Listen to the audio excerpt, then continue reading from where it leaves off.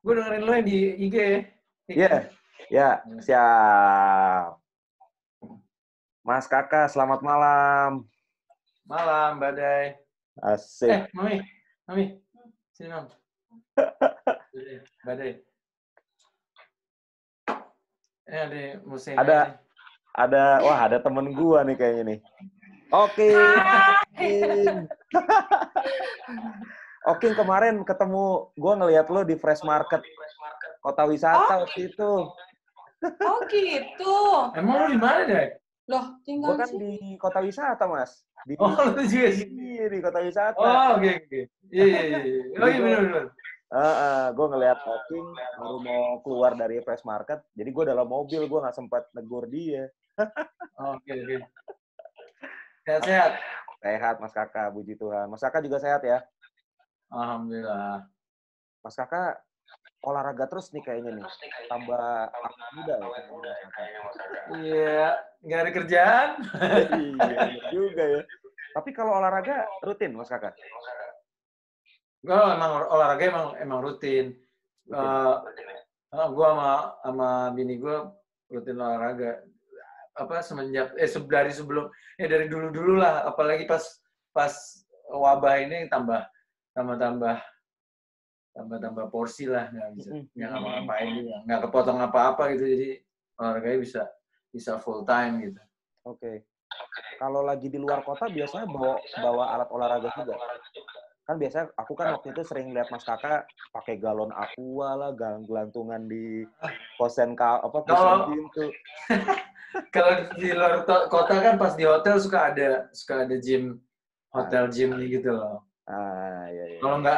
Kalau nggak ada pun gue cuma lari, paling keluar hotel lari berapa kilometer terus balik lagi hotel.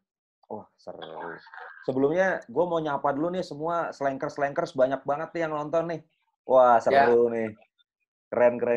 Mas Kakak, gue kalau ngeliat Mas Kakak ya, gue mau sedikit flashback waktu gue masih di SMP. Kan SMP gue sama Oking ya. Iya. Nah, gue waktu masih di SMP itu kan teman-teman gue itu kan sukanya thrash metal, ya kan? Zamannya Sepultura, Kreator, kayak gitu-gitu. Nah, teman-teman SMP gue tuh suka latihannya tuh di Potlot, Mas. Studio ya, sewa yang di Potlot dulu ya? Yoi. Iya, dan gue tuh waktu itu sering diajakin mereka karena gue kan main keyboard, jadi nggak masuk ya sama musik-musik mereka. Jadi gue cuma nemenin mereka doang. Di situ pertama kali gue ngelihat, kalau nggak salah Mas Anang waktu itu di situ. Terus udah gitu, Mas Indra lagi mainin lagunya Chicago yang You're the Inspiration tuh, Hard to Say I'm Sorry kayak gitu-gitu. Gila, keren banget.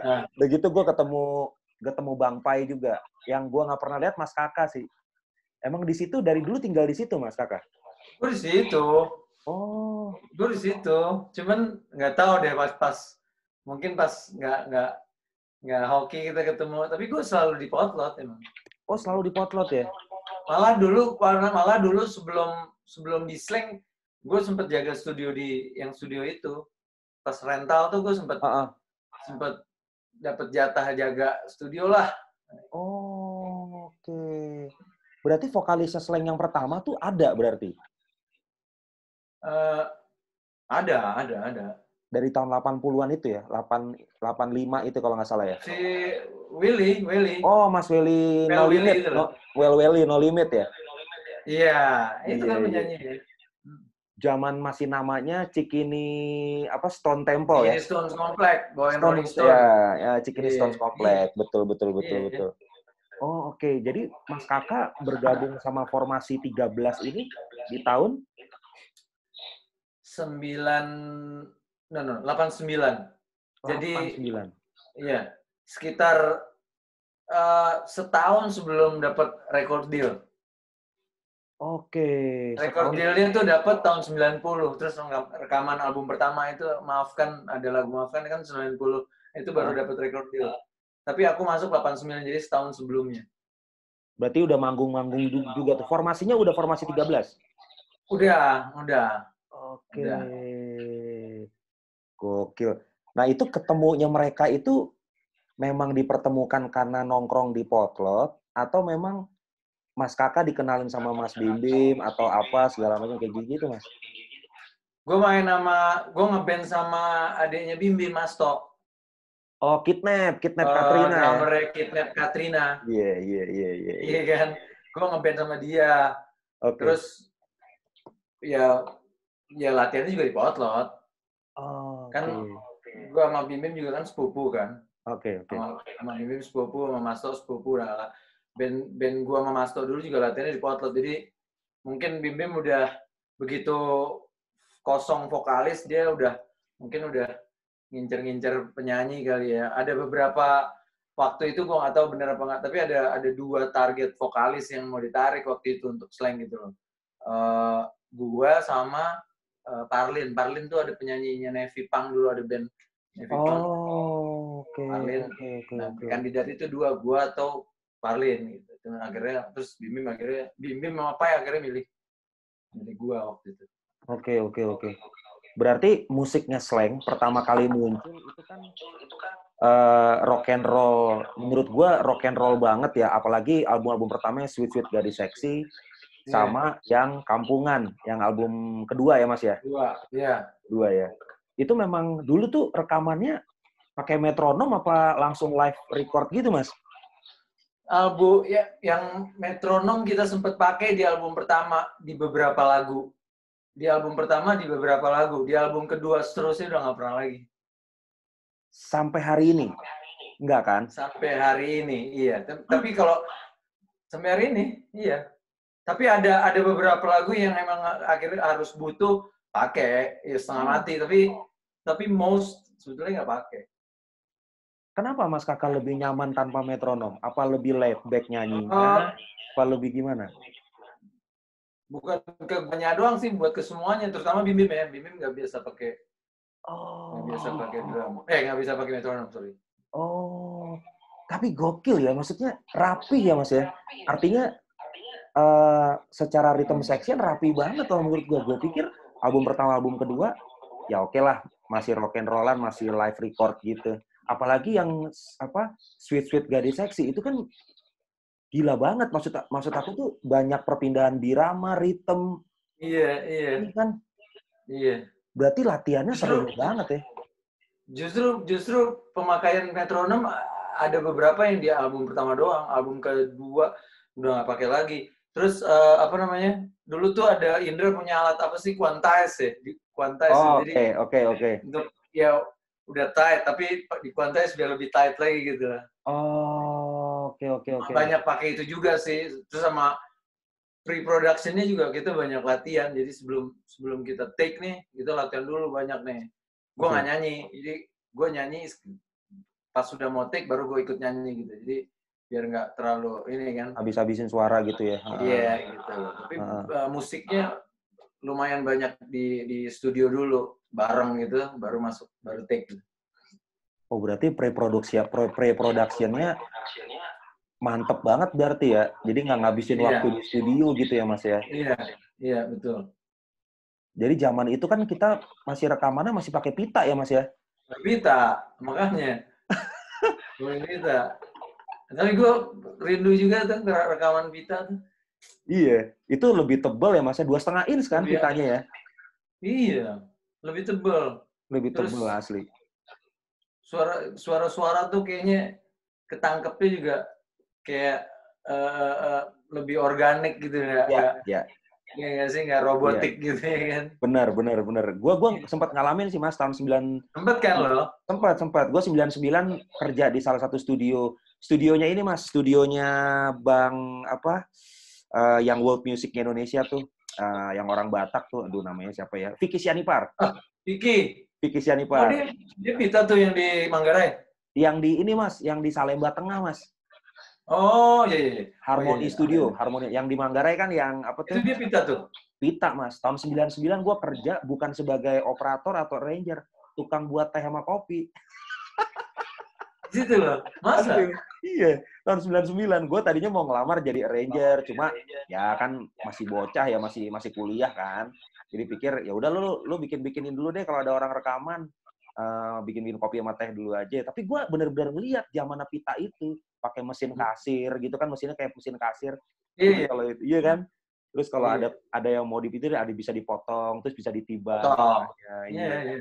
Wah, itu sih makanya pantesannya tebel-tebel ya Mas ya, hasilnya ya, rekamannya ya. Iya. Gila. Itu Lu rekaman apa sih musiknya? Kalau gua pertama kali rekaman sama Chris Patti langsung sama Naga Suara, Mas. Itu rekamannya di?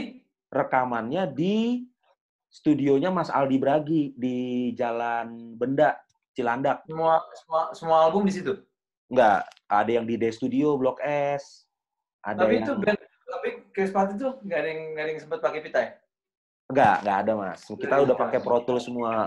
Cuma gua sendiri ngalamin rekaman masih rekaman kaset waktu tahun 99 2000. Masih ngalamin tuh, Mas.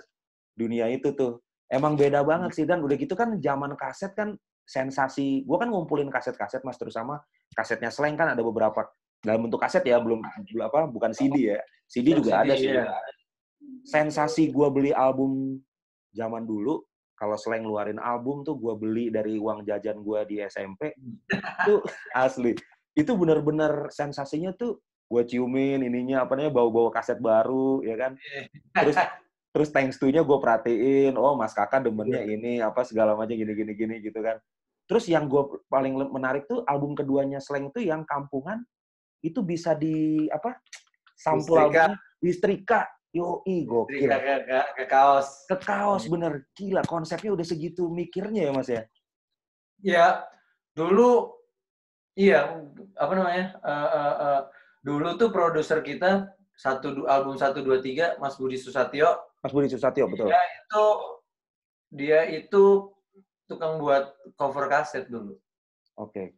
Oh. Mas Budi itu orang desain.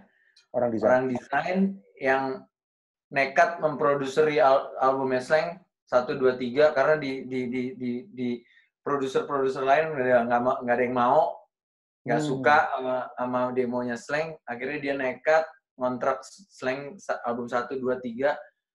Nah dia yang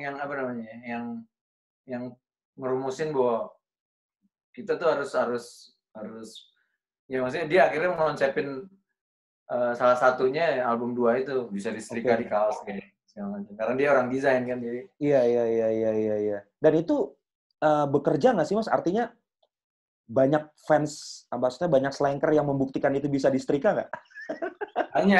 Banyak. Ya? Tapi ada yang gara-gara juga.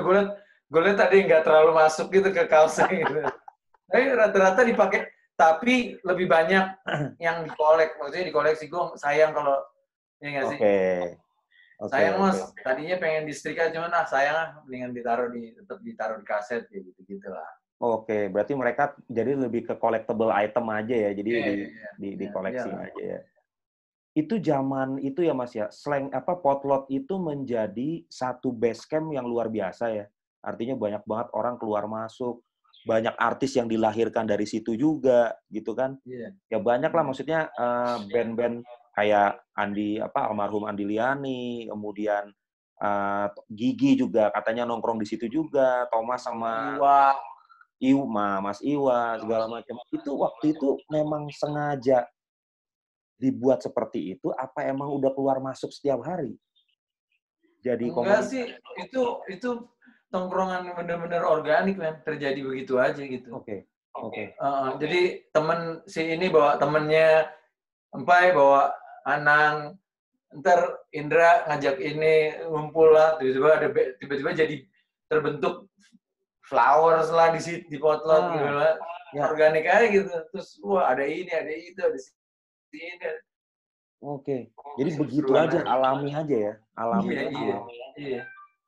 Ya itu bisa dibilang katanya ada semboyan kalau belum ke Potlot belum ke Jakarta ya. Iya, kita akhirnya kita berpikir pengen jadi kayak gang pegangsaan gitu loh. Oh iya. Yes.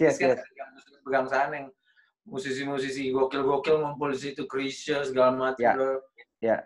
Akhirnya semenjak banyak yang nongkrong terus banyak yang ngetop nongkrong ikut di situ, akhirnya ini kayak gang pegangsaan nomor 2 nih, gang Potlot gitu. Oke. Itu aktif banget ya Mas ya? 24 jam nongkrong terus di situ ya? Iya, men. Itu ya apa? Padahal itu kan sebenarnya rumahnya Bunda kan. Iya, rumahnya Bunda ya. Iya, cuman akhirnya ya, maksudnya nyokap juga ngelihatnya bahwa ini anak-anak nggak cuma nongkrong doang gitu. Mereka mau mereka do something, bikin karya, bikin lagu, segala macam manggung. Reuni Potlot, semua orang yang nongkrong di Potlot udah berapa kali diadain, Mas Kakak? Selama berapa puluh tahun terbentuk tuh? Reuni Potlot?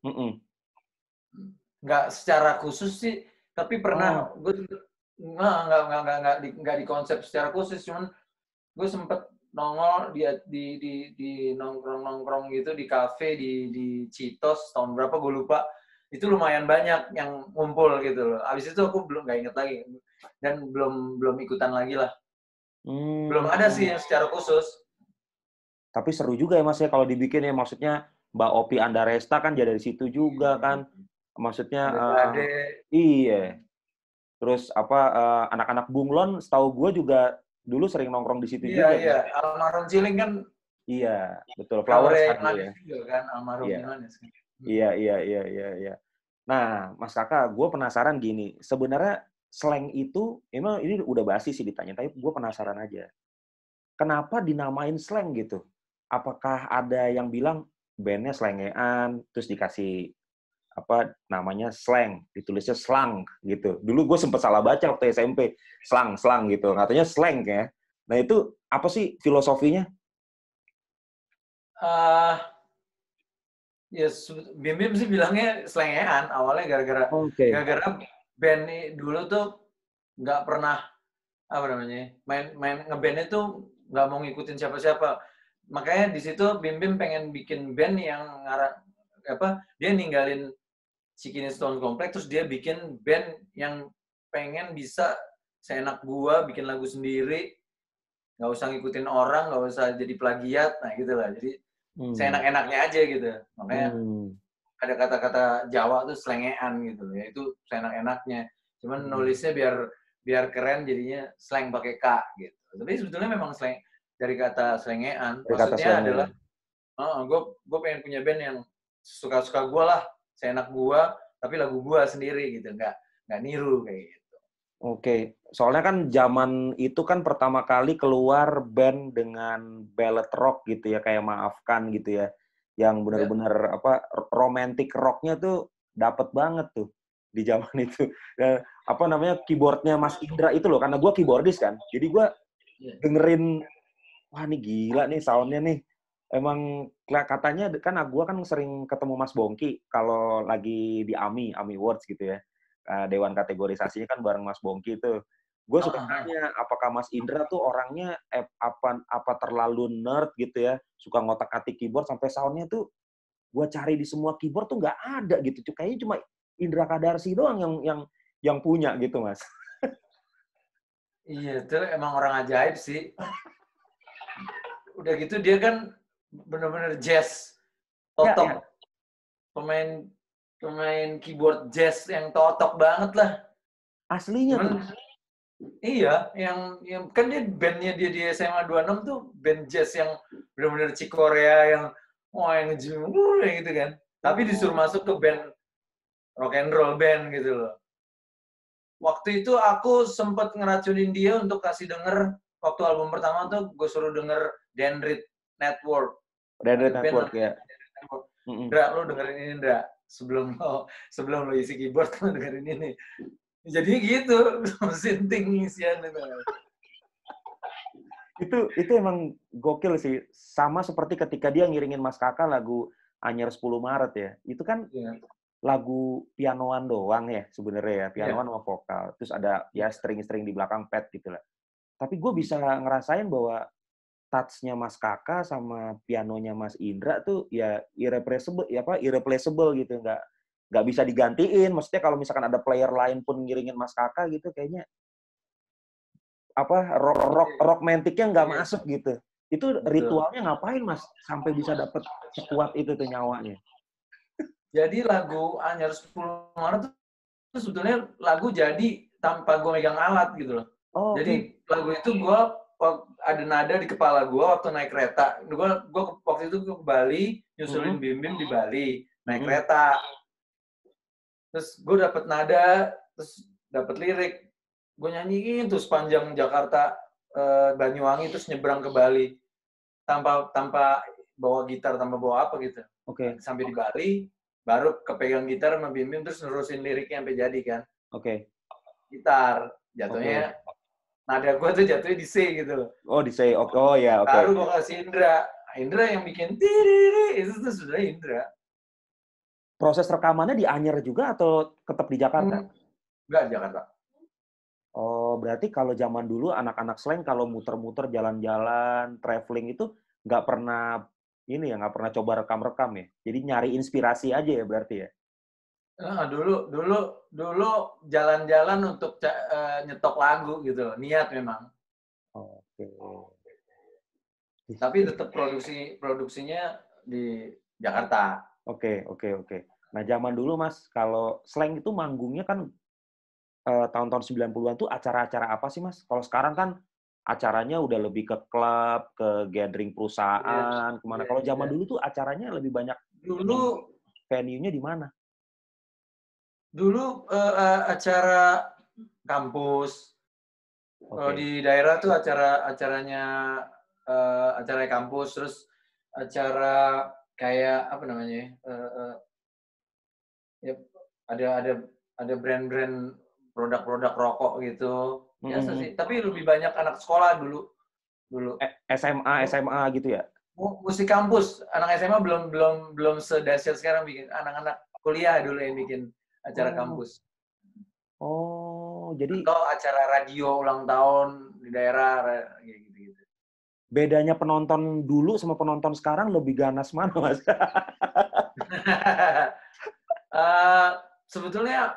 Sebetulnya hampir sama, cuman sekarang lebih apa ya? Kalau ngelihat ekspresif sih ekspresif sama aja dari tahun ke tahun. Cuman nggak tahu ya. Mungkin kalau sekarang pilihan genre-nya lebih banyak kan.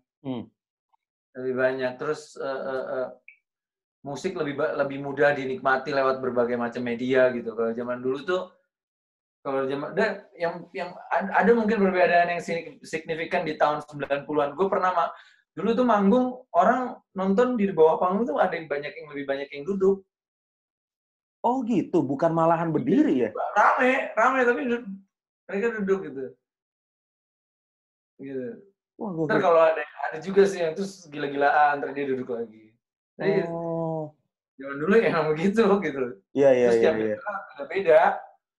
Ininya apa namanya? Mungkin ada daerah yang ya.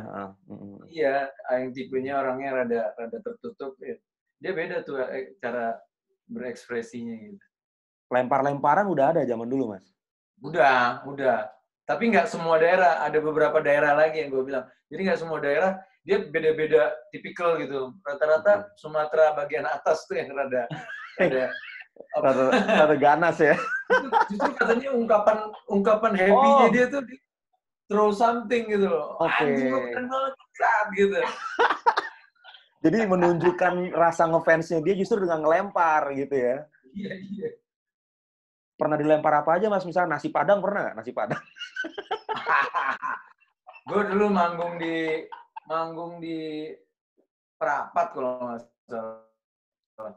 Itu anak-anak 5-5-nya dapet sendal di gitar. Bim dapet kayak botol apa gitu, terus Rido gitarnya dapet apa, semua dapet deh. Ada yang dapet lumpur di pahanya. Ya itu gue bilang, itu ekspresi dia, wah ura-ura gitu. Terus memang memang kenapa kita nggak khawatir, karena memang mereka nggak ngincer bagian-bagian kepala. Dia terus something ke atas panggung, nggak ngincer memang gitu lah. Iya. Untung nggak dilempar rokok kayak Sri Mulat ya. Iya. Oh, berarti kalau tiket dulu dijual tuh berapa, Mas? Tiket? Berapa ya? Seingat gue 7.000-an apa kalau nggak salah. 10.000. 7.000, 10.000-an lah. Iya. Wah, kok.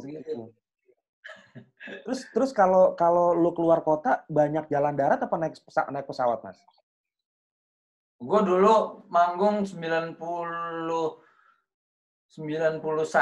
nggak salah. Ke Makassar naik pesawat berangkat. Pas pulang naik Ambuna, gue naik kapal laut gara-gara panitianya nggak bisa bayarin full gitu. Jadi separuhnya dia nggak bisa. Panitianya kabur, akhirnya sisa panitianya ngebayarin gue naik kapal laut. Jadi panitianya secara akomodasi pas pulang nggak sanggup bayarin pulang tiket gitu maksudnya? Gue pernah naik Ambuna tuh 3 hari ya. Anjir. Tapi zaman dulu rata-rata naik bus. Kemana aja? Kebanyakan naik bus, ya betul. Kemana aja? Oke. Jawa, Bali, Sumatera tuh pernah gue naik bus. Dalam kondisi tur puluhan kota tuh, Mas. Jadi di bus terus tuh ya, on bus tour terus ya. Iya. Yang jarak main bisa 2 hari sekali, gitu-gitu. Nah itu lu selama di bus itu sama baik teman-teman kru segala macam, bosen apa enggak, Mas? Ya nggak bosen sih, cuman ya nggak tahu deh, gini diasik-asikin aja gitu. Diasik-asikin aja ya, iya. Kalau sekarang sih, gue rasa udah nggak bisa lah, berat. Berarti sekarang sekarang kan udah banyak pesawat kan. Ya.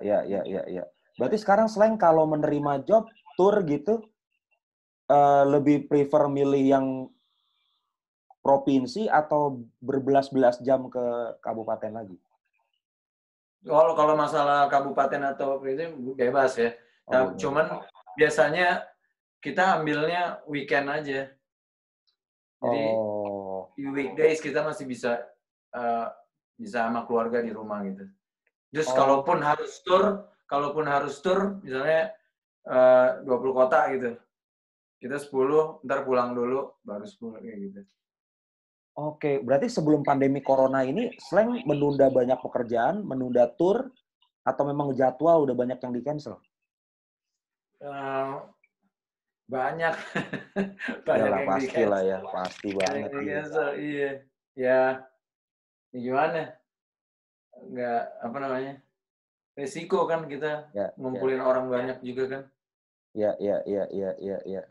Mas, gue mau nanya dong, Reaksi Kimia, Mas. Lagu itu tuh termasuk lagu favorit gue tuh. Yoi. Itu Lenny Kravitz banget ya, kalau gue dengerin ya, Mas ya. Iya. Influence-nya emang dari situ atau gimana? Dulu kayaknya chord yang mulai bongki deh, gue nggak tahu deh, tapi kayaknya dia yang start chord itu gitu. Terus akhirnya dibuat liriknya lah gitu. Ya pada waktu itu kan album 94 ya. 94. Berarti kan prosesnya di tahun 93-an. Kayaknya Lenny Kravitz album berapa sih itu ya?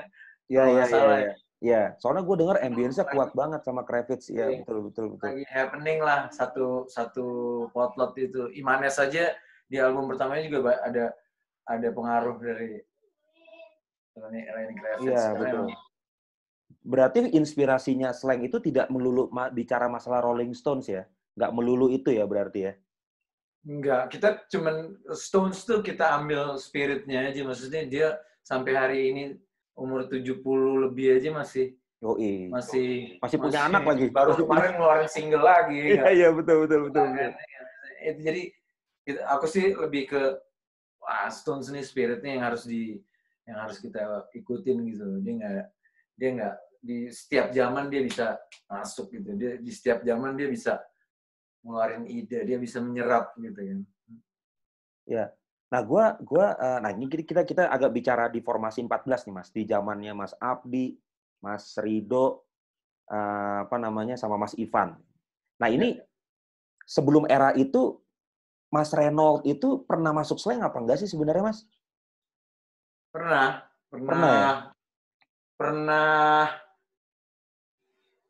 bantuin sih sebetulnya. Gue nggak tahu deh. Dia itu ada di beberapa lagu. Jadi di masa transisi sih sebetulnya. Jadi ada satu momen yang tinggal bener-bener gue berdua sama Bim Bim kan, sempet start berapa lagu, gue main bass, main gitar, Bim Bim main drum. Hah? Serius? Iya. Wah, gokil. Di lagu Jerry sama lagu Siapa Yang Salah. Itu ada di album 6, Lagi Sedih. Berarti bentar. Mas Kakak main apa tadi? Main bass. Sempat main bass. Main bass. Gokil. Itu benar-benar tinggal berdua tuh ya? Terus beberapa lagu akhirnya nyerah juga. Akhirnya minta tolong Ivan. Van, main bass, Van. Terus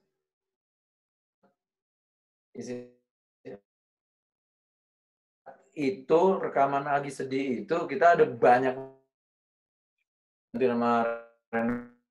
Oke. Berarti di album Lagi Sedih itu album ke-6 berarti ya Mas ya? Album ke-6 ya? Album ke-6 ya? Baru masuk Mas Renold. Nah itu formasinya berarti Mas Renold, Mas Ivan, Mas Bimbi, Mas Kakak. Berempat doang tuh ya? Iya. Itu bertahan berapa lama? Sempat waktu di rekaman sempat dibantuin almarhum Teguhnya Kidnap Katrina pemain keyboard. Benar. Di lagu Kampus Depok. Dia main keyboard. Iya, betul. Iya, Mas Teguh ya, almarhum ya Mas ya? Keyboardnya Kidnap ya? Oke. Ya. Nah, itu bertahan berapa lama sampai akhirnya ketemu Mas Abdi sama Mas Rido? Itu berapa lama ya? Mungkin setahun ya. Setahun apa 2 tahun gitu. Jadi akhirnya album Lagi Sedih itu sempat ketunda karena kita manggung terus kan. Nah di tengah manggung terus itu Renold nggak tahu deh, kayaknya lupa gue setahun Renold cabut. Oke. Kosong lagi kan nih momen. Akhirnya kita audisi karena dapat tour pada saat itu pas Renold cabut. Dapat kontrak tur lumayan 24 kota. Akhirnya Ivan ngajak Abdi. Dulu ada Lulu adiknya, ada dulu sempet yang megang slang ngajak Rido. Sebetulnya Rido sama Abdi itu harusnya beda hari audisinya. Oke. Karena miskomunikasi, dua-duanya datang di hari yang sama. Ya udah audisi ini bareng deh. Pas main ngejam bareng gitu, gue bilang, wih, dua-duanya bagus nih kan. Udah dua-duanya ajak tur gitu. Oh, berarti itu diajak tur dulu sebagai pilot project berarti ya? Diajak tur dulu, ya betul, diajak tur dulu. Oke. Berarti itu di situ ide untuk pakai 2 gitaris tuh datang begitu aja begitu. Ya udah. Datang begitu aja. Iya. Oke. Nah, Mas Kakak sendiri sama mereka berdua, Mas Abdi sama Mas Rido, berarti selama ini belum tahu mereka siapa berarti ya waktu itu ya? Apa udah kenal, udah denger-dengar? Sama sekali nggak tahu. Si Abdi teman mainnya Ivan, sempat main satu band. Rido nggak tahu, beda dunia gitu. Nah, berarti mereka masuk sebagai formasi 14 di album? Jadi di tengah tur itu kita nerusin tertunda itu. Oh, gitu. Oke. Berarti perhitungannya mereka tetap masuk dari Lagi Sedih ya berarti ya, tetap hitungannya dari situ ya. Totally album sama mereka di 7, album 7. Oke, album 7. Berarti sampai sekarang total formasi 14 ini sudah berusia berapa tuh Mas? Totalnya sampai album. Iya. Maksudnya umur formasinya. 20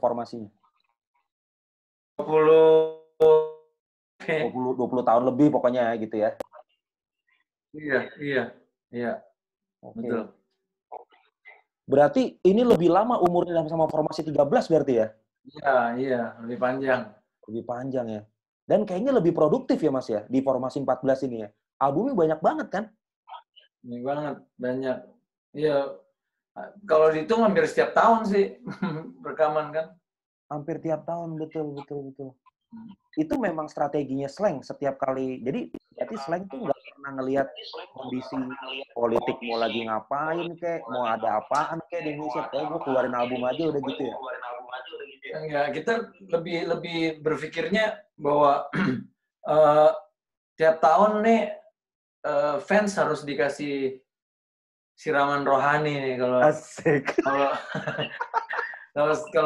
kalau miss ntar mereka suka ini lost gitu. Jadi kalau bisa setiap tahun mereka dikasih siraman rock and roll gitu biar mereka nggak lost gitu. Jadi hampir setiap tahun kita berusaha untuk, jadi biasanya kan akhir tahun kita ngeluarin album. Nah, nanti Januari, Februari terus promo, tour, habis ketemu keluarin lagi. Oke. Siklus. Proses kreativitasnya di Slank, Mas Kakak lebih ke arah mana di proses kreativitas? Apa bikin lirik, atau bikin lagu juga, atau cuma ya udah Mas Bim Bim ada lagu jadi gue nyanyiin, atau Mas Rido gitu? Itu proses kreativitasnya gimana dengan formasi yang baru ini, yang di F14 ini? Biasanya kalau lirik banyak memang Bim Bim. Lirik banyak Bim Bim.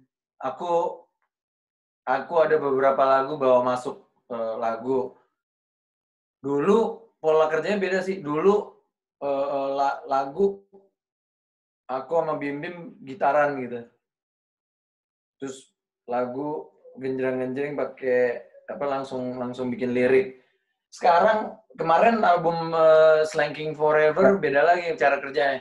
Jadi kita bikin musik dulu di studio berempat, aku, Bim Bim, Rido, Ivan, tanpa lirik, cuman nadanya cuman bahasanya ada lirik. Habis itu jadi sekarang prosesnya beda gitu. Berarti masing-masing kalau zaman dulu tuh ada bagiannya. Kalau sekarang kalau yang konsisten tuh Mas Bim Bim ya, dia selalu pegang lirik. Berarti dia messengernya dia tuh ya berarti ya Mas Kakak ya, Mas Bim Bim ya messenger ya. Nah itu kalau dalam tour gitu biasanya kan bikin lagu tuh di bass tour tuh biasanya gitu. Itu siapa yang lebih banyak ngusulin? Gue ada ini nih, ada riff ini nih, kayak gini-gini, atau Mas Kakak main gitar, nih enak nggak Bim? Kayak begini. Itu biasanya terjadi nggak di tour? Terjadi. Tapi bisa siapa aja, bisa tiba-tiba Ivan punya riff gitu. Dia dimainin terus ntar kalau nggak aku nyaut atau Bim Bim yang nyaut kayak gitu. Atau Rido muter-muter di gitar gitu. Berarti semua datang bisa dari siapa? Oke. Berarti influence Slank itu, teman-teman Slank itu semua beda-beda ya? Mas Kakak influence terbesarnya apa? Selain Rolling Stones? Apa ya? Gue suka Iggy Pop. Oh iya, jelas lah. Iya, Iggy Pop. Benar. Oke.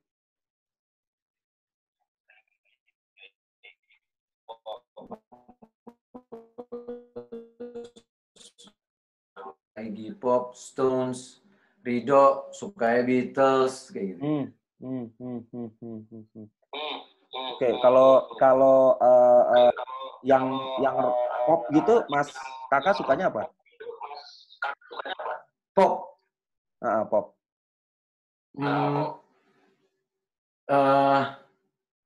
Gue suka Bill Withers. Marvin Gaye. Iya. Apa ya? Kalau yang musisi sekarang? James Bay suka gue. Oh, James Bay. Soalnya gue pernah lihat di acaranya Mas Andi Rianto, Mas Kakak bawain lagunya Ruth Sahanaya yang apa? Oh iya. Kasih. Gue diminta sama dia untuk nyanyi, gue gak bisa nolak, men. UT-nya sendiri minta nyundang gue secara langsung ya. Wah, gila kalau ditolaknya. Iya, benar.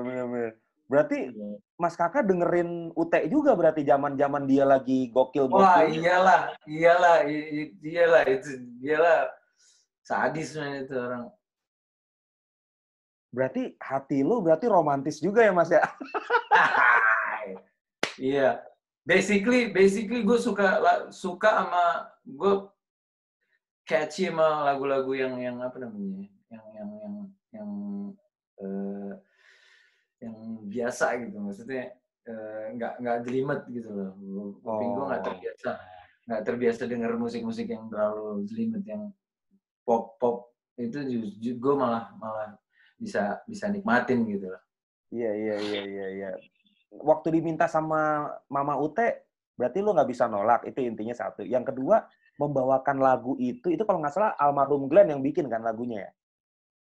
Iya, betul. Oh iya, bener. Iya, itu kan yang bikin almarhum Bung Glenn yang bikin. Iya, itu Ute sendiri yang minta gue yang itu. Wah, asik sih. Asik banget. Itu proses, iya, itu Bung Glenn yang bikin. Nah, proses latihan lu gimana tuh Mas menyesuaikan? Karena lagunya jadinya beda banget, asli. Dan keren, manly gitu loh. Maksudnya, waktu Mas Kakak, mengertilah kasih, wah itu, ya maksudnya seretnya Mas Kakak kan menurut gua sampai sekarang ya it will be same gitu dengan yang gua dengerin zaman gua masih SMP gitu kan. Tapi ya, iya. Terus proses latihannya gimana tuh Mas? Lu dengerin, artinya gini, lu kan udah terbiasa dengan rock and roll music nih. Ibaratnya rock influence kan udah ada dalam tubuh dan jiwa lu kan gitu kan. Ketika lu dengerin gitu, prosesnya gimana tuh Mas? Sampai bisa dapat nyawanya? Tahu deh, nggak tahu.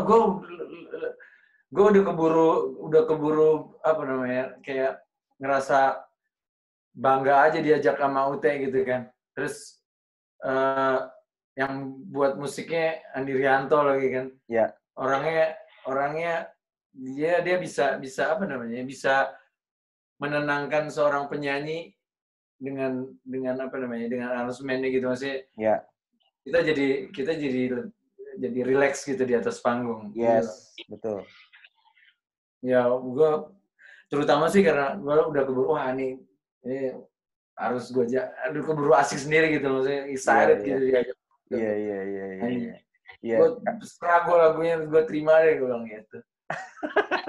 Dan orkestranya Mas Andi kan adem banget kan, artinya bisa. Wah, asik banget. Iya. Udah itu gue dibolehin nginjek pianonya lagi, itu lebih.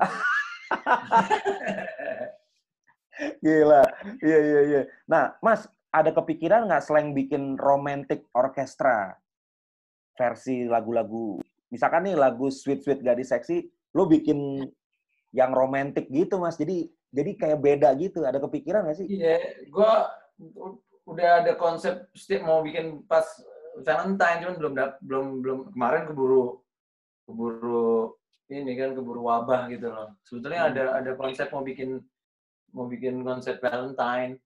Jadi kita compile lagu-lagu yang romance gitu, terus dimainin di Valentine's Day gitu. Bener, karena kan gue lihat lagu-lagu slang itu kan selalu dibawain dengan versi yang ibaratnya ya maksudnya versi yang hampir-hampir sama lah ya. Ya lagu beat, lagu cepet. Cuma gue pengen denger aja kalau lagu slow dijadiin lagu cepet dijadiin lagu slow gitu kan keren juga kan, nyawanya jadi lompat-lompat gitu. Good idea. Boleh. Iya, gitu tuh. Kayak Metallica kan bikin yang versi orkestranya SMN itu kan. Iya, itu asik. Betul. Gila ya, keren banget. Nah, Mas Kakak sekarang, gue mau nanya nih, ini banyak orang yang lagi bertanya-tanya, apakah memungkinkan formasi 13 itu dikembalikan di atas panggung untuk menghibur teman-teman yang sangat-sangat, kayak generasi gue. Gue kan menikmati F13 dan F14 nih. Nah, cuma kehidupan SMP gue, SMA gue kan di F13. Memungkinkan nggak sih sebenarnya Mas Kakak untuk ke arah situ? Sebetulnya kan akhir tahun lalu kan omongannya tahun ini kan mau dibuat kan. Cuman kan karena ada wabah ini ya, jangankan F-13, semua F-16 aja nggak terbang hari ini ya sih. Gitu. Berarti dengan formasi lengkap berarti F-13-nya? Ya, sempat ada obrolan gitu sih. Soalnya kan gue mendengar ya banyak lah yang saya teman-teman gue juga ngobrol, ya susah lah kalau F-13 mah dikumpulin, susah nih udah jenderal semua nih gitu kan. Udah jenderal semua. Cuma kalau terjadi keren banget tuh Mas ya. Artinya kemarin kan soalnya banyak panggung reunian juga kan ya, panggung reunian dan nggak pernah ngelihat Slank ada di situ gitu yang F-13-nya gitu. Iya. Di GBK memungkinkan nggak lo di GBK? Ya, kalau itu mesti di GBK kan, kalau di tempat lain kurang nendang. Benar. Yang bisa Mas Kakak setelah F-14 ini umurnya 20 tahun lebih, kira-kira aura ambience apa yang membedakan zaman dulu sama ketika Mas Kakak ketemu perjalanan baru ini? Kira-kira ambience apa yang membedakan, Mas? Atau deh, zaman dulu asik banget, cuman gue secara detail gue nggak terlalu ingat, men. Jadi itu gue sayangkan gitu, tapi yang istilahnya formasi 14 ini gue inget gitu loh. Jadi mungkin perbedaannya di situ aja sih. Yang dulu tuh banyak yang miss gitu. Miss memory gitu ya Mas ya. Iya. Iya, padahal kan itu historikal banget kan perjalanan lo di zaman itu ya Mas ya. Betul. Iya. Nah, setelah Slank benar-benar totally clear dari drugs dan segala macamnya, berpengaruh nggak ke inspirasi bermusik, terutama ke suaranya Mas Kakak, stamina dan lain-lain? Iya, yang pasti memang suara gue ada berubah, tapi gue lebih nyaman bernyanyi setelah berhenti drugs gitu. Setelah totally clear ya. Setelah berhenti rokok, setelah berhenti minum, itu lebih enak lah. Gue lebih nyaman gitu sama suara gue gitu. Dibanding dulu masih ngerokok, masih ngedrug, masih minum gitu. Itu endurance gue lebih panjang gitu lah. Oke, ya mungkin kalau zaman dulu kayak suara sempet habis juga mungkin kali ya. Sering gue ketemu sering banget gue ketemu suara habis zaman dulu. Benar-benar habis, nggak bisa ngomong juga nggak bisa. Itu kan teror banget kan kalau penyanyi. Iya. Sekarang udah nggak pernah ketemu gituan lagi. Mau nyanyi sepanjang apapun, sedempet apapun schedule, kalau kita istirahat cukup ini, alhamdulillah balik suara. Gitu. Mas Kakak kalau persiapan mau drugs kan kalau Slank berapa total lagu berapa? 20 lebih berarti ya? 27. Gokil. 27, Mas. Iya, itu udah kurang-kurang. Dulu 30 kan, 33 gitu. 30. Gila. Dan itu lo hafal semua Mas liriknya? Hafal? Kalau nggak hafal kan tinggal lempar. Berarti lu sama sekali nggak pakai matador ya? Di bawah gitu nggak pakai kertas, enggak. iPad kayak zaman sekarang gitu kan? Gue pakai gue ke sana kemari, buat apa iPad sih? Iya. 27 lagu, gokil. Berarti kalau tur 20 kota, satu kota tetap 27 lagu itu? Iya, paling kita tuker di kota yang kalau kota yang jaraknya dekat sama satu kota lain itu paling bedain beberapa lagu gitu di rolling gitu.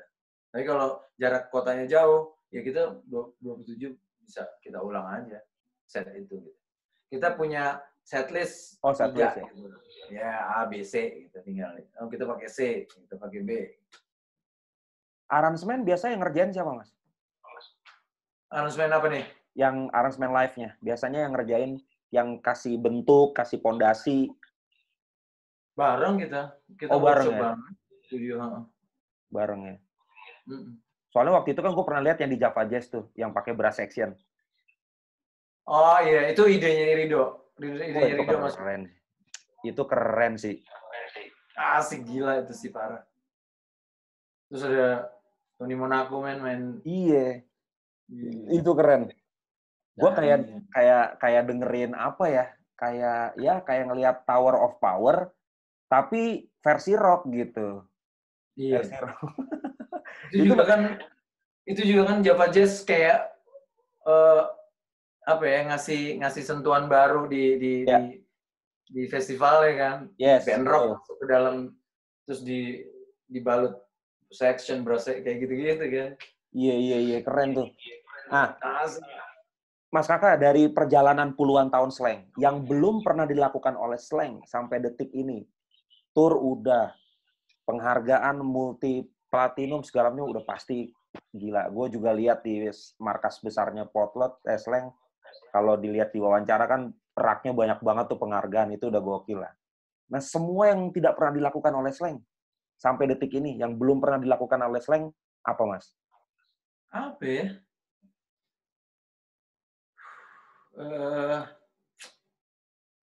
Apa ya? Kalau di Indonesia udah dilakukan semua lah pasti ya. Udah living legend lah. Apa lu mungkin mau bikin album edar di Amerika gitu? Apa segala macam? Udah edar di Amerika kan ada. Album Anthem for the Broken Hearted. Anthem for Broken Heart. Yang beredar di Eropa belum? Nah, itu mungkin. Beredar di Eropa. Oke. Menembus pasar Euro berarti ya. Keren ya. Berarti itu harus bahasa Inggris berarti ya? Harus bahasa Inggris dong. Iya. Lagian kalau sekarang kan kita nggak perlu ke sana kan, kita edar di sana tapi tetap bikin di sini. It's memungkinkan banget kan sekarang juga kan. Iya. Kecintaan Mas Kakak sama lingkungan ini didasari oleh apa? Maksudnya laut. Kayak waktu itu kan nama Instagram lo aja Fish God kan? Iya. Itu emang bawaan dari kecil udah cinta sama lingkungan atau memang bawaan seni untuk begitu, Mas? Ya mungkin bawaan seni ya, tapi sebetulnya lebih peka terhadap lingkungan karena gue tahun 2010 gue license diving kan. License diving. Terus gue rutin banget untuk diving sampai hari ini. Tumbuh dari diving sih sebetulnya. Jadi lebih